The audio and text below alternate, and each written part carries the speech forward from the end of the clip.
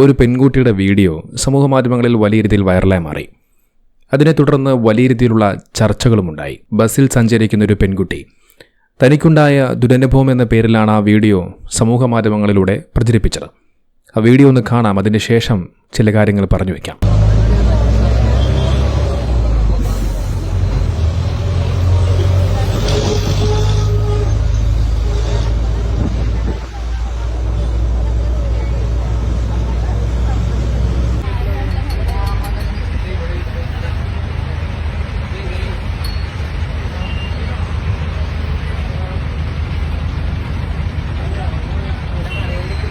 കണ്ടില്ലേ, ഇതാണ് ആ ഒരു വീഡിയോ. ഇതിനകത്ത് തന്റെ മുന്നിൽ നിൽക്കുന്ന ഒരു വ്യക്തി ആ പെൺകുട്ടി മാർക്ക് ചെയ്ത് കാണിച്ചിട്ടുണ്ട്. ആ വ്യക്തിയിൽ നിന്നും തനിക്ക് മോശമായ അനുഭവം ഉണ്ടായി എന്നുള്ളതാണ് ഈ വീഡിയോയിൽ ആ പെൺകുട്ടി കാണിക്കുന്നത്. മുന്നിൽ നിൽക്കുന്ന ആ വ്യക്തിയുടെ കൈ ഈ പെൺകുട്ടിയുടെ മാറിടത്തിൽ തട്ടുന്നതും നമുക്കതിൽ വ്യക്തമായി കാണാൻ സാധിക്കും. എന്നാൽ ഈ വീഡിയോ വലിയ രീതിയിലുള്ള വിമർശനങ്ങൾ കാരണമായി മാറി. വിമർശനങ്ങൾ ഏറ്റവും കൂടുതലും നേരിടേണ്ടി വന്നത് ഈ പെൺകുട്ടിക്കാണ്. കാരണം എന്താണെന്ന് വെച്ചാൽ, ഒരുപാട് ആളുകൾ ഈ പെൺകുട്ടിയോട് ചോദിച്ച ചോദ്യം, ഇത്തരമൊരു ദുരനുഭവം ഉണ്ടാകുന്ന സമയത്ത് നിങ്ങൾ ആ സ്പോട്ടിൽ പ്രതികരിക്കാതെ നിങ്ങൾ വീഡിയോ എടുത്തുകൊണ്ടിരുന്നത് നിങ്ങൾക്ക് റീച്ച് കൂട്ടാൻ വേണ്ടിയല്ലേ എന്നുള്ളതായിരുന്നു. ഇതൊരു പ്രധാനപ്പെട്ട ചോദ്യമാണ്. നിങ്ങൾക്ക് ഒരു ദുരനുഭവം ആ വ്യക്തിയിൽ നിന്നും ഉണ്ടായി എന്ന് നിങ്ങൾ പറഞ്ഞു വെക്കുന്നു, ദൃശ്യങ്ങളും കാണിക്കുന്നു. അത്തരമൊരു ദുരനുഭവം ഉണ്ടാകുമ്പോൾ നിങ്ങൾക്ക് ആദ്യം ചെയ്യാവുന്നത് ആ ബസ്സിലുള്ള കണ്ടക്ടറിനോടോ ഡ്രൈവറോടോ നിങ്ങൾക്ക് പരാതിപ്പെടാം.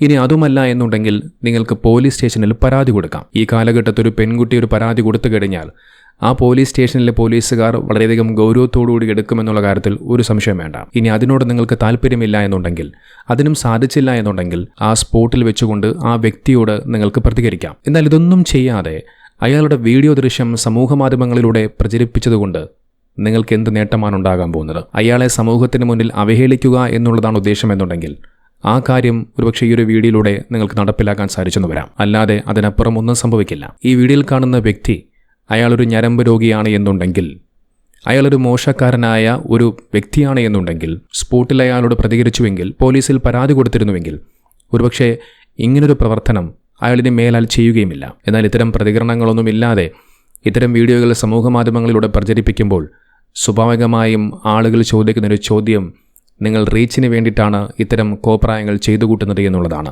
അത്തരത്തിലുള്ള ചോദ്യങ്ങൾ ചോദിക്കുന്ന ആളുകളെ, വ്യക്തികളെ നമുക്ക് കുറ്റം പറയാൻ കഴിയില്ല. ആളുകൾ ഇത്തരത്തിലുള്ള ചോദ്യങ്ങൾ ചോദിക്കാനുള്ള കാരണം മറ്റൊന്നുകൂടിയുണ്ട്. നിങ്ങൾക്കറിയാം, ഏതാനും ദിവസങ്ങൾക്ക് മുമ്പാണ് ഒരു പെൺകുട്ടി ഇതുപോലെ കൊല്ലം കൊട്ടാരക്കര റൂട്ടിലോടുന്ന ബസ്സിലാണെന്ന് തോന്നുന്നു. ആ ബസ്സിനുള്ളിൽ വെച്ചുകൊണ്ട് ഒരു പെൺകുട്ടി ഇതുപോലൊരു വീഡിയോ ദൃശ്യം സമൂഹമാധ്യമങ്ങളിലൂടെ അപ്ലോഡ് ചെയ്തു. ആ പെൺകുട്ടിയുടെ അടുത്ത് ഒരു പ്രായമുള്ളൊരു വ്യക്തി ഇരിപ്പുണ്ട്.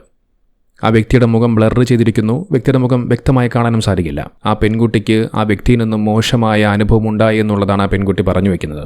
പക്ഷെ ആ വീഡിയോയിൽ എവിടെയും, ആ വീഡിയോ മുഴുവനായി കണ്ടു കഴിഞ്ഞാൽ എവിടെയും ആ മനുഷ്യൻ ആ പെൺകുട്ടിയോട് മോശമായ രീതിയിൽ പെരുമാറുന്ന ഒരു കാഴ്ചയും കാണാൻ സാധിക്കില്ല. ആ വീഡിയോ ലക്ഷക്കണക്കിന് ആളുകളാണ് കണ്ടത്.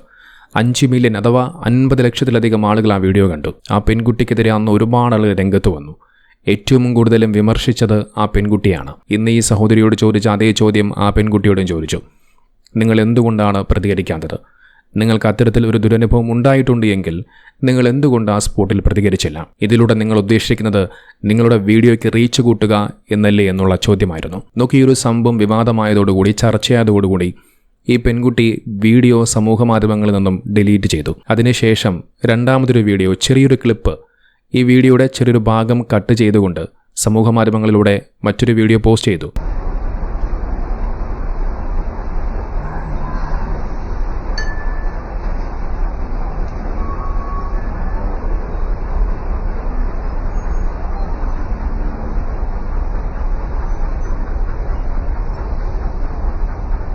അതോടൊപ്പം പെൺകുട്ടി ഒരു പോസ്റ്റും ചെയ്തു. അതിൽ പറയുന്നത് ഇങ്ങനെയാണ്: ഞരമ്പ് രോഗികൾക്കും ഫാൻസുള്ള നാടാണ് സാറേ ഇത്. കുറച്ചു മുമ്പ് ബസ്സിൽ ഒരു വ്യക്തിയുടെ ഞരമ്പ് രോഗത്തിനിരയായ ഞാൻ പ്രസ്തുത സംഭവം വീഡിയോ അടക്കം പോസ്റ്റ് ചെയ്തിരുന്നു. വളരെ മോശമായ രീതിയിലാണ് പലരും എന്നെ ആക്രമിച്ചത്. ഈ വീഡിയോ കാണുക. ആദ്യം അറിയാതെ തട്ടിയ അയാൾ രണ്ടാമത് അറിഞ്ഞു തന്നെയാണ് തട്ടിയത്. എന്നെ നോക്കിയതിന് ശേഷമാണ് മാരടത്തിൽ കൈമുട്ടുകൊണ്ട് ഉരസാൻ ശ്രമിക്കുന്നത്. പീഡകർക്കും ഞരമ്പ് രോഗികൾക്കുമുള്ളതാണ് ലോകമെങ്കിൽ എനിക്ക് മറുപടിയില്ല. ഇത് മനുഷ്യർ കാണാനാണ്. മാന്യതയുടെ മുഖംമൂടിക്കുള്ളിലെ മൃഗം ഉണരുന്നത് നാട്ടുകാരെ കാണിക്കാനാണ്. എത്ര വിമർശിച്ചാലും തിരികൽ വിളിച്ചാലും എൻ്റെ ശരിയിൽ ഞാൻ അനുഭവിച്ചതിൽ ഞാൻ ഉറച്ചു നിൽക്കും. നോക്കൂ, ഇതുമായി ബന്ധപ്പെട്ടുകൊണ്ട് ഏറ്റവും കൂടുതലും ആളുകൾ കളിയാക്കുന്നത്, വിമർശിക്കുന്നത് ഈ പെൺകുട്ടിയാണ്. അതിനുള്ള അവസരം ഉണ്ടാക്കി കൊടുത്തത് ആരാണ് എന്നുള്ളത് കൂടി നാം ചിന്തിക്കണം. ഈ ഒരു വിഷയം വലിയ രീതിയിൽ വിവാദമായി മാറിയപ്പോൾ അതിന് മറുപടി എന്നോണം ഈ പെൺകുട്ടി മറ്റൊരു വീഡിയോയുമായി രംഗത്ത് വന്നു. ഇന്നലെ ഞാനൊരു പബ്ലിക് ബസ്സിൽ നിന്നുള്ളൊരു വീഡിയോ ഷെയർ ചെയ്ത്, എന്താണെന്ന് വെച്ച് കഴിഞ്ഞാൽ ഒരാൾ മനഃപൂർവ്വം എൻ്റെ ശരീരത്തിൽ സ്പർശിക്കുന്ന ഒരു വീഡിയോ. അതൊരു ആക്സിഡൻ്റ് അല്ല, ഒരു മിസ്അണ്ടർസ്റ്റാൻഡിങ്ങും അല്ല. ഇത് മേജർ സൈക്കോളജിക്കൽ ഇഷ്യൂവും സെക്ഷൽ ബൗണ്ടറി വയലേഷനുമാണ്. അതായത് കൺസെൻ്റ് ഇല്ലാതെ ഒരു മനുഷ്യൻ്റെ ശരീരത്തിൽ തൊടാൻ ആർക്കാ അവകാശമുള്ളത്? ശരിക്കിത് കാണിക്കുന്നത് എന്താണെന്നറിയോ? അയാൾക്ക് അയാളുടെ ഇമ്പൾസ് കൺട്രോൾ ചെയ്യാനുള്ള ശേഷിയില്ല, മറ്റുള്ള മനുഷ്യന്മാരോടുള്ള എമ്പതി ഇല്ല. ഇതിനൊക്കെ അപ്പുറത്ത് ആരും എന്നെ ഒന്നും ചെയ്യില്ല എന്നുള്ളൊരു മറ്റേടത്തെ വിചാരമില്ലേ, അതും കൊണ്ടാണ്. എന്താണെന്ന് വെച്ചാൽ ഞാൻ ഈ ഫസ്റ്റ് എൻ്റെ മുന്നിൽ നിൽക്കുന്ന ഒരു പെൺകുട്ടിക്കുള്ള ഡിസ്റ്റർബൻസ് കണ്ടിട്ട് എൻ്റെ ഫോണിൽ വീഡിയോ ഓണാക്കി ഇങ്ങനെ പിടിച്ചു. ഈ വീഡിയോ ഓണാക്കിയത് അയാൾ കണ്ടിട്ടുണ്ട്. അയാളത് കണ്ടുകൊണ്ടിരിക്കെ തന്നെ അയാൾ കുറച്ച് നേരം അങ്ങനെ നിന്നു, വേറെ കുഴപ്പമൊന്നുമില്ല. കുറച്ച് കഴിഞ്ഞപ്പോൾ അയാളത് പിന്നെ റിപ്പീറ്റ് ചെയ്തുകൊണ്ടിരിക്കുക. അതിൽ നിന്ന് എന്താ മനസ്സിലാക്കുന്നത്? വീഡിയോ എടുത്താലും എനിക്ക് പ്രശ്നമില്ല, എങ്ങനെയായാലും പ്രശ്നമില്ല, ഞാൻ ചെയ്യാനുള്ളത് ചെയ്തുകൊണ്ടിരിക്കുന്നുള്ളത്. ഇത് കാണിക്കുന്നത് ഇയാളിതൊരു പാറ്റേണായിട്ട് കണ്ടിന്യൂ ചെയ്യുന്നുണ്ട് എന്നുള്ളതാണ്. എന്ന് വെച്ച് കഴിഞ്ഞാൽ അയാളുടെ ബിഹേവിയറിൽ നല്ല പ്രശ്നമുണ്ട്. നോക്കൂ, ആ മനുഷ്യനെ സപ്പോർട്ട് ചെയ്യുകയല്ല. ഇത്തരത്തിൽ ബസ്സിൽ യാത്ര ചെയ്യുന്ന പല ഞരമ്പ് രോഗികളുമുണ്ട്. അതിപ്പോൾ ആണ് പെണ്ണ് വ്യത്യാസമില്ലാതെ എല്ലാ വിഭാഗത്തിലും ഞരമ്പ് രോഗികളുണ്ട്. നമുക്കറിയാം, KSRTC സവാദ് എന്ന് പറയുന്ന വ്യക്തി, ആ സവാദുമായി ബന്ധപ്പെട്ടുകൊണ്ട് നിരവധി കേസുകൾ പുറത്തു വന്നിരുന്നു.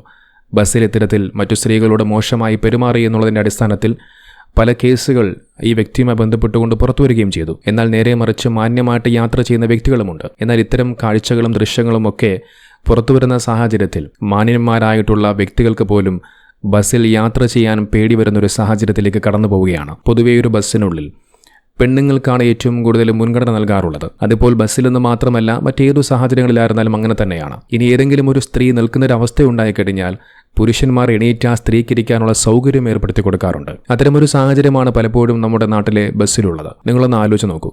ഒരു വിഷയത്തെക്കുറിച്ച് അതിൻ്റെ എല്ലാ വശങ്ങൾ ചിന്തിക്കേണ്ടതുണ്ട്. നോക്കൂ, ഇതിനു മുമ്പ് ഒന്ന് സംഭവിച്ചു, ഇപ്പോൾ ഒന്ന് സംഭവിക്കുന്നു. ഇത്തരം സംഭവങ്ങൾക്കെല്ലാം ഈ സ്ത്രീകൾക്കെതിരെയാണ് വിമർശനങ്ങൾ ഉണ്ടാകുന്നത്. ഇതൊരു തുടർക്കഥയായി മാറുമ്പോൾ നാളെ ഒരു പെൺകുട്ടി ബസ്സിൽ സഞ്ചരിക്കുന്ന സമയത്ത് ഏതെങ്കിലും ഒരു ഞരമ്പ് രോഗിയായിട്ടുള്ള ഒരുത്തൻ ആ സഹോദരിയോട് മോശമായിട്ട് പെരുമാറിക്കഴിഞ്ഞാൽ സ്വാഭാവികമായിട്ടും ആളുകൾ ചോദിക്കുന്ന ചോദ്യം, നീയൊക്കെ റീച്ചിന് വേണ്ടിയിട്ട് വീണ്ടും ഇറങ്ങി പുറപ്പെട്ടില്ലേ എന്നുള്ള ചോദ്യമായിരിക്കും. കാരണം ഇത്തരം വീഡിയോ ദൃശ്യങ്ങൾ അതിനുള്ള സാഹചര്യത്തിലേക്ക് കൊണ്ടെത്തിക്കുന്നു എന്നുള്ളതാണ്. നോക്കി, ഈ പറയപ്പെടുന്ന വ്യക്തിയെ സപ്പോർട്ട് ചെയ്യുകയല്ല, അയാൾ തെറ്റ് ചെയ്തിട്ടുണ്ട് എങ്കിൽ തീർച്ചയായിട്ടും ശിക്ഷിക്കപ്പെടേണ്ട വിഷയമാണ്. ഒരു പെൺകുട്ടിയോട് മോശമായി പെരുമാറുക, പ്രത്യേകിച്ച് അവളുടെ മാരടത്തിൽ തട്ടുക എന്നൊക്കെ പറയുന്നത് അതത്ര നിസ്സാരമുള്ളൊരു കാര്യമല്ല. ഒരു പരാതി കൊടുത്തു കഴിഞ്ഞാൽ അകത്ത് കിടക്കാനുള്ള വകുപ്പുണ്ട്. പക്ഷെ അതിനെക്കുറിച്ച് പ്രതികരിക്കാതെ, പരാതി കൊടുക്കാതെ, അത് ഇത്തരത്തിൽ സമൂഹ മാധ്യമങ്ങളിലൂടെ പോസ്റ്റ് ചെയ്യുന്നതിലാണ് വിഷയം മാറുന്നത്. സ്വാഭാവികമെന്നോണം ആളുകളിൽ നിന്നും ഇത്തരം ചോദ്യങ്ങൾ ആളുകൾ ചോദിക്കും. നീയൊക്കെ റീച്ചിന് വേണ്ടിയിട്ടാണ് ഇത്തരം കാര്യങ്ങൾ ചെയ്തു കൂട്ടുന്നത് എന്നുള്ള ആളുകളുടെ ചോദ്യത്തിൽ അവരെ കുറ്റം പറയാനും സാധിക്കില്ല.